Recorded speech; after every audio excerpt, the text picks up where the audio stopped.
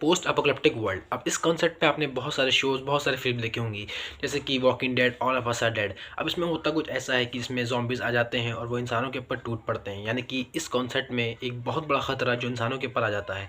अब इंसान को उस खतरे से बच के छुपना होता है। जैसे कि जो वॉकिंग डेड का अगर हम एग्जाम्पल लें, तो वॉकिंग डेड के ऊपर एक गेम भी बनाया गया है। इसके ऊपर बहुत मतलब एक नहीं, बहुत सारे गेम बनाए गए हैं।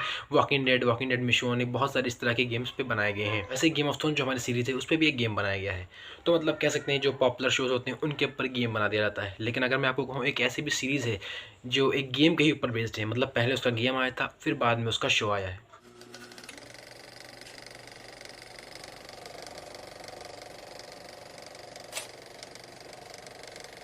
हेलो दोस्तों, कैसे हैं आप लोग। फिर से स्वागत है मेरे चैनल में। और आज इस वीडियो में हम बात करेंगे द लास्ट ऑफ अस के बारे में। देखो, जो लास्ट, तो जैसे कि मैंने बताया कि ये एक गेम के ऊपर बेस्ड है और उसका नाम भी द लास्ट ऑफ अस है। इसमें भी हमें पोस्ट अपोकलिप्टिक वर्ल्ड दिखाया गया है, मतलब कैसे एक बहुत बड़ा खतरा अब इंसानों के ऊपर आ गया है, अब इंसान उससे बच रहे हैं। देखिए, पहले अगर इसकी गेम की बात करें, तो जैसे कि अगर हम वॉकिंग डेड के गेम की बात करते हैं पहले, तो वॉकिंग डेड में जो मेन शो है उसमें कोई दूसरे कैरेक्टर्स हैं और गेम में दूसरे कैरेक्टर्स हैं। मतलब डिफरेंट कैरेक्टर्स हमें दोनों में ही दिखाए गए हैं। और गेम ऑफ थ्रोन्स में भी ऐसा ही है, उसकी गेम में भी कोई दूसरे कैरेक्टर्स हैं और उसकी शो में भी कोई दूसरे कैरेक्टर्स हैं। लेकिन अगर बात करें द लास्ट ऑफ अस की, तो इसमें सेम कैरेक्टर्स के साथ हमें सेम स्टोरी दिखाई जाएगी। मतलब जो गेम में दिखाया गया था वहीं इसमें हमें दिखाया जाएगा। अगर शो जो उसका स्टार्टिंग का सीन था शो का, वो पूरा गेम से उठाया गया है। कैसे वो जो गाड़ी में जब भागते हैं, बहुत सारी ट्रैफिक लग जाता है, बहुत सारे लोग उधर उधर भाग रहे हैं, पूरे शहर में अफरा तफरी मच चुकी है, वो पूरा इन्होंने गेम से ही उठाया है। मैं कहूँगा कि मुझे ये पार्ट गेम वाले पार्ट से ज़्यादा अच्छा लगा है। मतलब गेम में जब हमें यहाँ दिखाया गया था, इसमें हमें और भी अच्छे से दिखाया गया है कि कैसे शहर में अफरा तफरी मच चुकी है, प्लेन जो है वो अपने आप ही नीचे गिर जा रहे हैं, ये सब हमें दिखाया गया है। अब वॉकिंग डेड में जैसे कि आप कहेंगे कि इसका कॉन्सेप्ट शायद वॉकिंग डेड से सिमिलर हो, कि इसमें भी जॉम्बीज़ हैं और उसमें भी जॉम्बीज़ है, तो इसमें नया क्या है। देखिए, अगर पूरी तरह से बात करें तो इसमें वॉकिंग डेड में जैसे कि जॉम्बीज़ को दिखाया गया है, इसमें भी कुछ ऐसे लोग दिखाए गए हैं। लेकिन फ़र्क इतना है कि जो जॉम्बीज़ हैं वॉकिंग डेड में, वो उनमें एक वायरस आ जाता है जो उन्हें मार देता है, और मरने के बाद वो दोबारा ज़िंदा हो जाते हैं और वो अलग ही तरह से बन चुके होते हैं। लोग जो इंसानों को खाते हैं और उन्हें ज़ॉम्बीज़ कहा गया है। लेकिन अगर बात करें हम इसकी, यानी कि द लास्ट ऑफ अस की, तो इसमें कोई वायरस नहीं, बल्कि इसमें एक फंगस की बात की गई है। अब उस फंगस को कहा गया है कॉर्डिसेप्स। ये एक ऐसा फंगस है जो इंसानों के दिमाग में चढ़ जाता है और उन्हें अपने हिसाब से कंट्रोल करता है। मतलब इंसानों को खाते हैं, एक तरह से वो इन्फेक्ट हो जाते हैं इस फंगस से।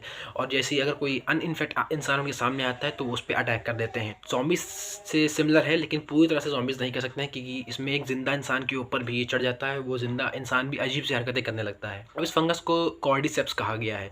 और ये जो कॉर्डिसेप्स फंगस है, ये वाकई में एग्जिस्ट करता है। शो जब स्टार्ट होता है तो हमें टाइमलाइन दिखाई जाती है 1968।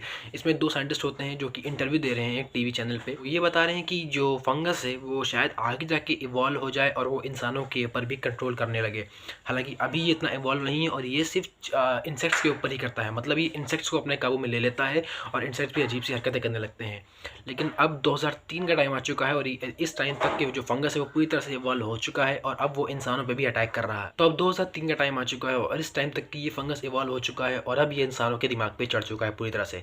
अब जैसे कि मैंने कहा, जिसमें कैरेक्टर्स हैं वो गेम से सेम दिखाए गए हैं। मतलब जो गेम्स में हमें कैरेक्टर्स देखने को मिले हैं वहीं हमें शो में देखने को मिले हैं। जैसे कि जोएल, उसकी बेटी सारा, उसका दोस्त टॉमी, ये सब हमें सेम वहीं देखने को मिले हैं। अब जैसे कि मैंने कहा, इसका जो ओपनिंग सीक्वेंस है, जब वो गाड़ी में भाग रहे होते हैं इन सब चीज़ों से बच के, जो वहीं वैसे ही हमें गेम में दिखाया गया, तो वो मुझे गेम से भी ज़्यादा अच्छा लगा है। इसका पहला एपिसोड ही मुझे बहुत अच्छा लगा है। अब वैसे ही धीरे धीरे टाइम आगे बढ़ता जाता है और ये बीमारी और भी ज़्यादा फैल चुकी है। और अब एक ऐसा टाइम आ चुका है जब पूरी जो दुनिया है वो इस बीमारी के चपेट में आ चुकी है। लेकिन अब जो कुछ जिंदा लोग हैं, जो इन्फेक्टेड नहीं है, वो एक जगह मिलकर रह रहे हैं।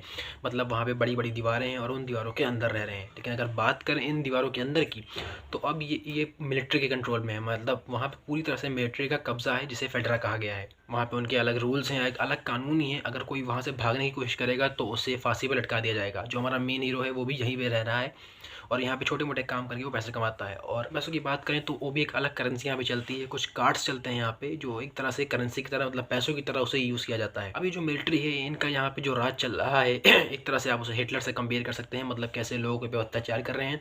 और इनसे लड़ने के लिए एक ग्रुप बनाया गया है, फायर फाइल्स। एक ग्रुप बनाया गया है, फायर फाइल्स। अब उस ग्रुप में कुछ लोग हैं जो इनसे खिलाफ लड़ रहे हैं। अभी फायर फाइल्स कैसे इन मिलिट्री वालों से लड़ते हैं, कैसे ये शो आगे बढ़ता है, ये सब देखने के लिए तो आपको इस शो को देखना पड़ेगा। देखिए, अगर आपने इसका गेम पूरी तरह से खेल के रखा है, जो कि मैंने तो नहीं खेला है, मैंने शुरुआत को सीन्स देखे थे इसके, और मैंने पूरा गेम तो नहीं किया। अगर आपने इसका गेम खेल रखा है तो ऐसा नहीं कह सकते कि आप कि आपको ज़्यादा मज़ा नहीं आएगा। हाँ, एक एक्सपीरियंस के लिए आप इसे ज़रूर देखें, आपको देखना चाहिए कि गेम की बात अलग होती है और एक शो की बात अलग होती है। तो मैं कहूँगा आपको इसे भी एक बार ज़रूर ट्राई करना चाहिए, और जिन्होंने गेम नहीं खेला है वो तो उनको तो ये ज़रूर देखना चाहिए, क्योंकि मैं कहूँगा एक बहुत ही बढ़िया सीरीज़ है। IMDb की बात करें तो इसकी रेटिंग्स बाकी बहुत ज़्यादा इसे मिली हैं इसके पहले एपिसोड से। अब तक इसका सिर्फ एक ही एपिसोड आया है, यानी कि अब अगले मंडे हमें इसका अगले एपिसोड देखने को मिलेगा। मुझे इसका पहला एपिसोड वाकई में बहुत ज़्यादा अच्छा लगा है, और अगर आपने इसे अब तक नहीं देखा है तो ज़रूर देखिए। देख लिया तो मुझे कमेंट सेक्शन में बताएं कि आपको ये कैसा लगा है, और अगर मेरी वीडियो पसंद आई तो उस वीडियो को लाइक कीजिए, मेरे चैनल को सब्सक्राइब कीजिए और देखते रहिए द रिव्यू कल्चर।